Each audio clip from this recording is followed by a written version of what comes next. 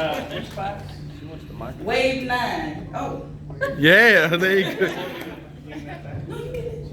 It's just right. Okay, y'all, so I am extremely nervous. I went to the bathroom twice this morning, so bear with me. So this is my first time speaking outside of church.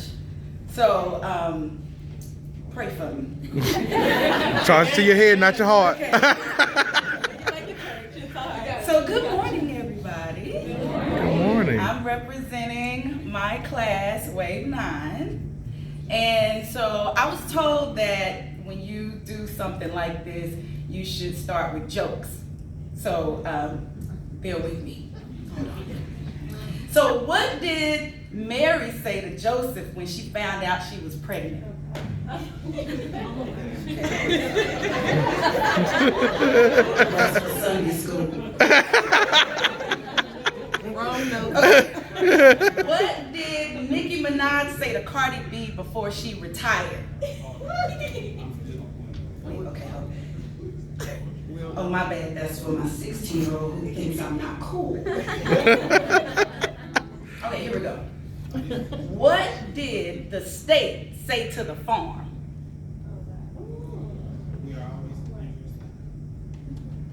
Well, we wouldn't know because that was 98 years ago. Let's make a $1 billion baby. Okay.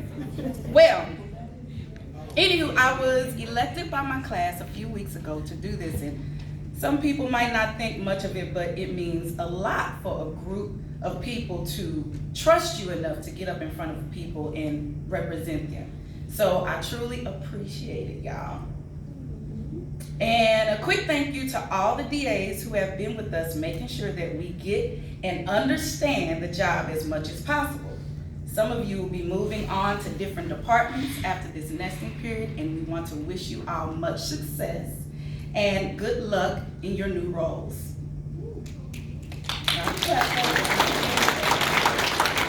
A special thanks goes out to Irby. Is Irby? Okay, Irby. All right, so Irby, thank you so much for spending time with our class to make sure all of our questions were answered about Express and all its functionality. It could not have been easy switching your schedule around and spending time away from your team. So thank you so much. Shout out to Becky and Carlos for coming in our class in a few times to help out in keeping us laughing. So I don't know if y'all are in here, but clap. Thank you for your participation. All right, so the biggest thank you goes to our trainer, Scott. Is he here? Yes.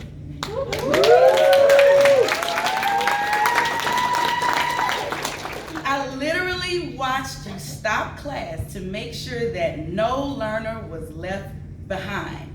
You fostered an environment of positivity and encouragement. You would not let us doubt ourselves in our ability to do this job. You are truly the GOAT.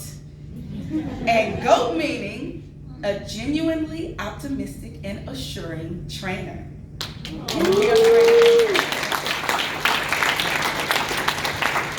So Scott used to play these motivational videos at the beginning of class, and they had me a little inspired, so roll with me on this, okay?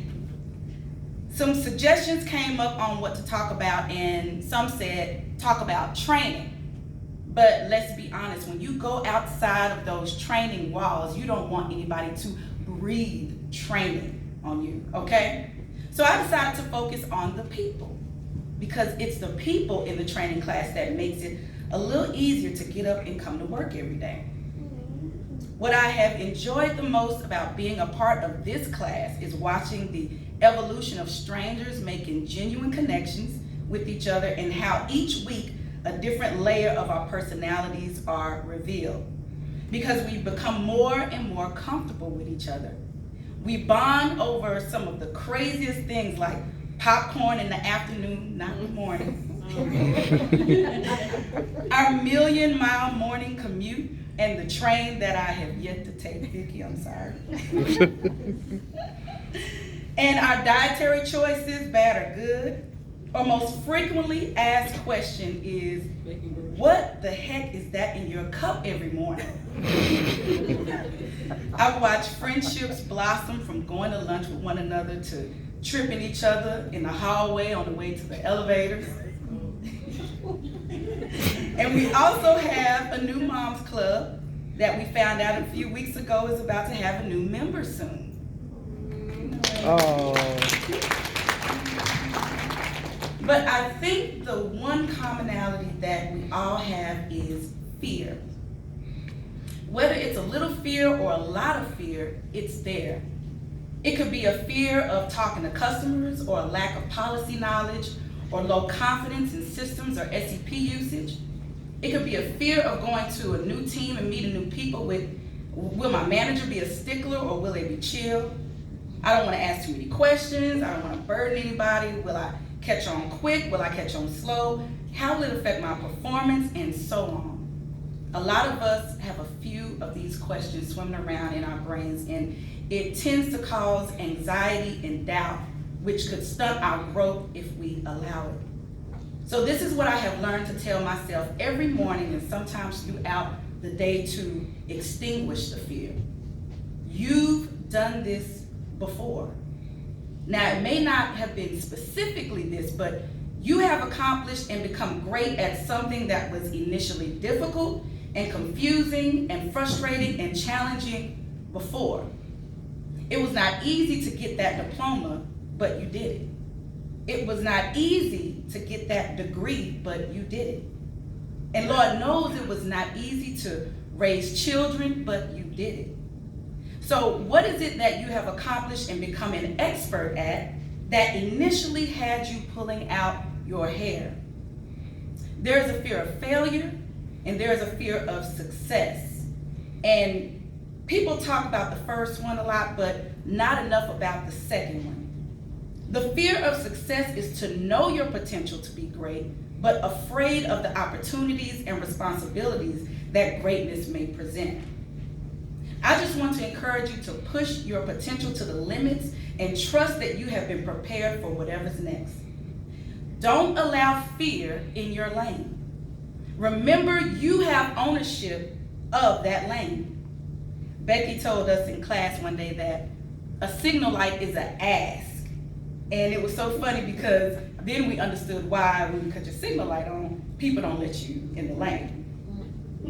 So in referencing that theory, when fear rolls up next to you and cuts its signal light on, do not give it permission to get over. That signal light is not a rite of passage to impede in the lane that you own. Deny its access. As a matter of fact, just speed up, keep your head straight, and act like you've never seen it. You have places to go, people to meet, and an appointment with success. Thank you for listening.